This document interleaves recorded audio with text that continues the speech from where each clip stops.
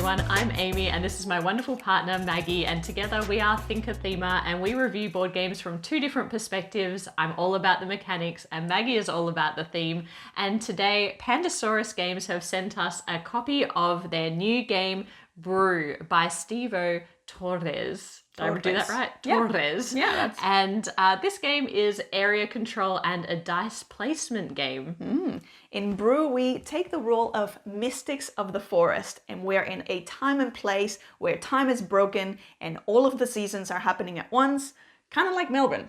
That is 4 seasons in one day. And time is broken because we're in lockdown, so it's, What is time? What is time? So what we're going to be doing is, as this mystics of the forest, we're going to be using our magical powers to control the elements and use our foraging knowledge and abilities to go and grab ingredients from the forest and concoct these beautiful potions so that we can do things like train animals from the forest and hopefully bring some balance back into things by placing them in the correct seasons that they belong in or in the correct places. The artwork is beautiful in this. It's just so colorful on the table. You have all your different lands with representing the different seasons and the mix of seasons that they have, the beautiful potions and the cute little animals that you're going to be able to, the creatures, because I don't know if all of them are technically animals. Some of them are kind of like semi-monsters that you're going to be able to train and hopefully rehome into their correct environment in their correct season. Now, the way that this game works is mostly through dice placement. Every person in the game has a player board relating to a player color and then 4 foraging dice in that same color. You'll also have 2 elemental dice that have special powers that go into your group of 6 dice. At the beginning of every round, everybody's going to be rolling their 6 dice and then using these dice as workers to go in different spots around the board. Now, what you're trying to get done here is really at the core an area control game at the top of the board here, where we can see 3 different forests. In this game there will be 3 because we've set it up for a 2-player game. As player count increases, you will have more forests. What you need to do is match the foraging die to the symbol shown on that forest, and that will allow you to collect all of these different resources. You're going to be doing a little bit of foraging in the forest.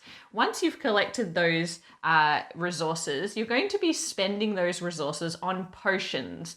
Now, these potions not only give you victory points at the end of the game, they give you really powerful abilities to manipulate the game, to mess with other people's dice, but also to change your own die to a different symbol to allow you to do more things. It could allow you to place 2 dice back to back. So a lot of different actions that are really going to help you throughout the game.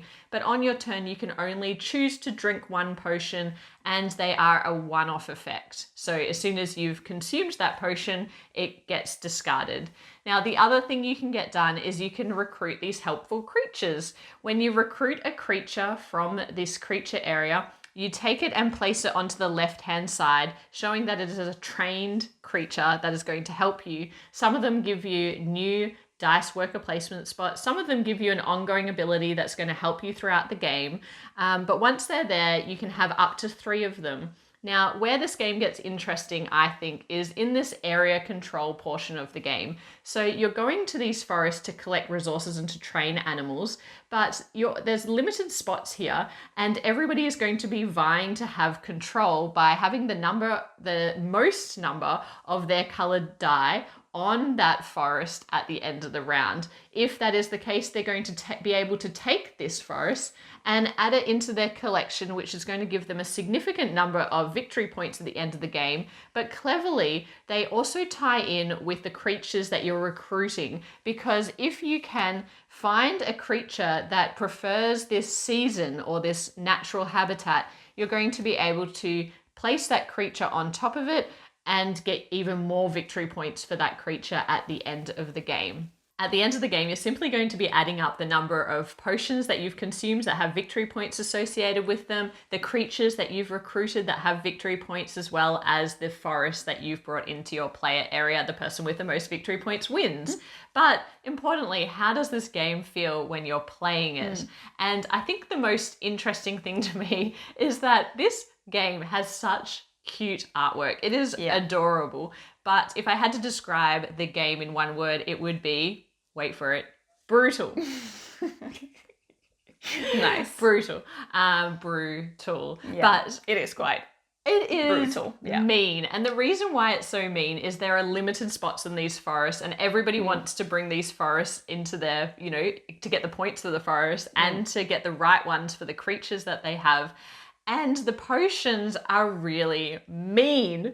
They allow you to remove things. I didn't even mention the elemental die, but one of them, the fire, allows you to basically cover up someone else's die in this area control game. And it surprised me. Yeah, I think that was, when I first saw this game, I was like, oh, it's so cute. It's going to be like, you're just going foraging and you're kind of making your little potions. I did not anticipate how much take that and how brutal, well done, babe, that area control was going to be. With that dice, you were quite literally singeing or burning that other person's control or effort in that area. So I think it can make for... Look, I find as someone who's not very confrontational, that can be tricky, and it adds a little element of anxiety for me as I'm playing. But if you like that competitive element, then it keeps you on your toes. It absolutely keeps you on your toes. Yeah. This is the first game in a long time where I'm not usually affected by Take That so much. I like games with Take That, but in this game, at one point, I actually said out loud, can you please stop picking on me? This is making me really sad. But also, we play with your sister, and she did a move where you actually went, oh. And I was like, I have not seen you make that face.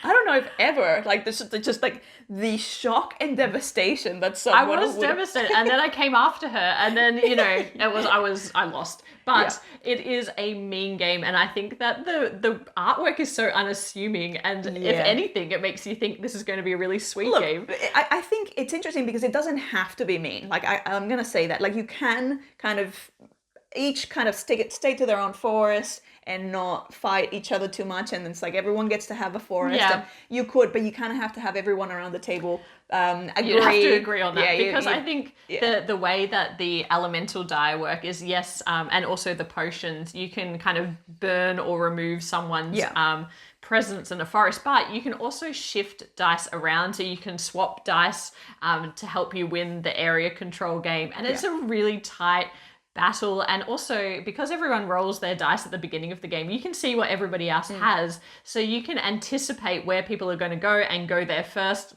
Yes, you could ignore the mean elements of the game, but I think it's designed to be that way. There are so many mechanics here that really allow you to get in the way of other people and slow them down, and for that reason, it is one of the meaner games in our collection. Yeah. I really enjoyed the variability as well with different rounds, because you can, as the rounds pass, you're going from day to night and day to night.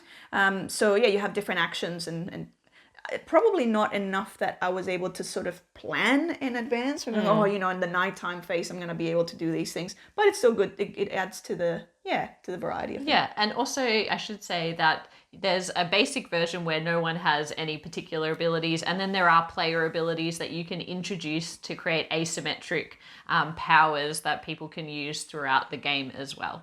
So let's talk about the different player counts. So we've played it mostly at 2-player, but then also with your sister we played at 3-player. I felt like at 2-player it was way more tense. I agree. Even though in theory, it should be scaling because you're adding that addition of that extra forest for the 3-player mode made it feel like there were plenty of options and we didn't actually have to get in each other's ways if we didn't want to.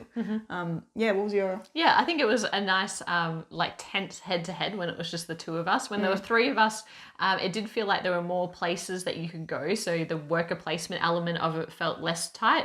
But then I also think that you can take out those powers on more than one person. It's awful if both people gang up on you. Yeah. But, there is more opportunity to spread that, take that element around. I personally think I enjoyed it a little bit more, probably at 3 players. Even though I like tight, tense games, I did like the having to watch your strategy and my sister's strategy and try and work out ways to combat what you were going to do next. Yeah, I think because I'm a multiplayer solitaire type person, I found it even I already struggle to be paying attention to what other people are doing. This game is all about the interaction with with the other people. So for me, I felt like I actually preferred it at 2-player count, even though it's more stressful because it was just more tense. Because there's only one person that I have to keep track of. Whereas, when there were more people, it's just like, this is too much.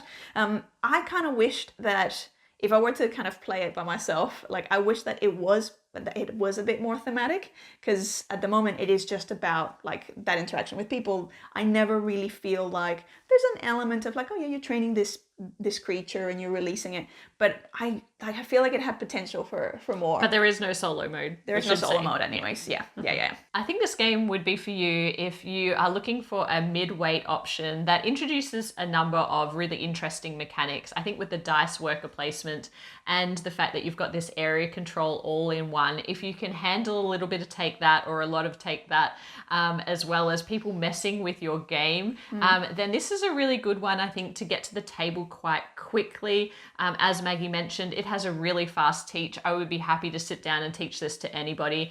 And it all comes in quite a small, reasonably sized box that I think makes it easy to keep around. For us, it may not have enough complexity or replayability, I think, to stay in our collection long term. Plus, Maggie doesn't really like the high level of player interaction. It gives me a little bit of but that's a player preference in terms of the styles, But in terms of the theme being really engaging and the mechanics being really interesting, this is one that I could see taking to work or taking to kind of more of a low-key game night where someone just wants to play, but it's not too intense, I think, as long as you're playing with nice people. Yes. But anyway, that is our review of Brew by Pandasaurus Games. It's available for pre-order at the moment, so we'll link to that below in the description. If you enjoyed this review, please hit like, subscribe to the channel, and a special thank you to all of our YouTube channel members, our Joey fam, who help to make this all possible and support what we do. But otherwise, we will be back with more game reviews, our small talk and back chat segments really soon. But bye for now. Bye.